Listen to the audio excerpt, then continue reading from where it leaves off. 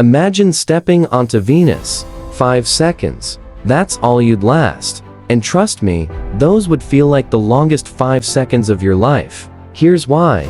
The atmosphere on Venus is so crushingly dense that it's 92 times heavier than Earth's. Your spacesuit?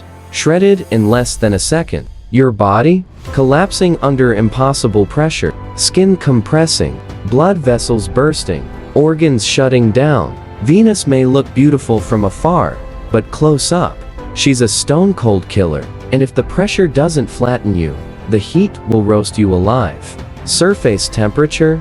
465 C. That's basically lava level heat cooking you like a slice of toast. In minutes, your body overheats, your organs boil, and consciousness slips away. Oh, and if you still think you can cheat death, take a breath. The air's 96% carbon dioxide. One inhale and game over. Verdict: Venus survival rating? A 10th would not recommend. Now, visit Mercury, closest planet to the Sun. You'd think molten inferno, right? Surprise! Mercury's nights are freezing, colder than Antarctica by a factor of whoa. Temperature: 180 C. First your fingers go numb, then uncontrollable shivering kicks in. 10 minutes later, you're stiff, confused, disoriented. An hour in, your body is collapsing from hypothermia. Cold and slow, that's how the dark side kills. Survival rating: 3/10. But flip Mercury to its sunlit side, and bam, it's fire and radiation. Daytime temperatures soar to 427 C, and the sun's radiation blasts your DNA on impact. 5 minutes out here, and your suit's cooking, your body's overheating, and you're stumbling in delirium. 10 minutes later, you're basically toast in every sense of the word. Mercury's hot side? 210. Mars. The red planet. Humanity's dream colony. But Mars loves a cruel twist. Its paper-thin atmosphere means one suit leak, and you're done. Inside your body, pressure drops, fluids boil, skin puffs like a balloon. 7 minutes, that's how long till you're gone. Even if your suit holds, the planet-wide dust storms will claw at your gear, clog filters, and suffocate your systems. Mars rating? Generous 6/10, deadly, but cinematic. Next stop, Jupiter. Bigger than everything else combined.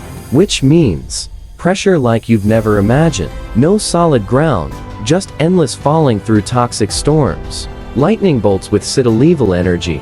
Winds at 360 kilometers per hour. And a capsule ripped apart in seconds. Jupiter rating: 5/10. Impressive, but fatal. Saturn? Looks glorious with its dazzling rings. But those rings are whirling death blades of ice and rock blasting around at 70,000 kilometers per hour. Crash there once, and well, that's your legacy. Beneath its clouds, crushing storms and metallic hydrogen. Saturn's survival score: 8/10, majestic way to go. Uranus, the quiet assassin. Smells like farts, kills like a nightmare. Methane in its skies is toxic. The winds scream at 900 kilometers per hour.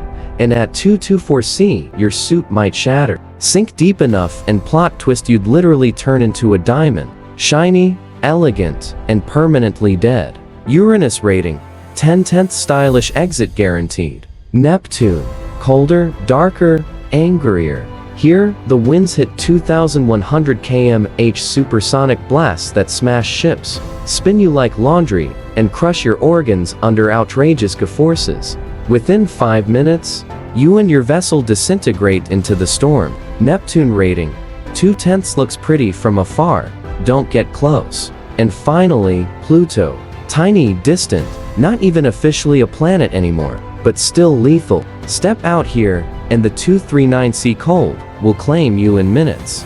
Frostbite in seconds. Organs frozen solid in minutes. At least it's peaceful, almost painless. Pluto's death score: 7/10, quiet, cold, perfect final resting place. So, which world should we explore next? An exoplanet? A rogue planet? Another death trap beyond the solar system? Wherever we go, one thing's certain: space doesn't want you alive.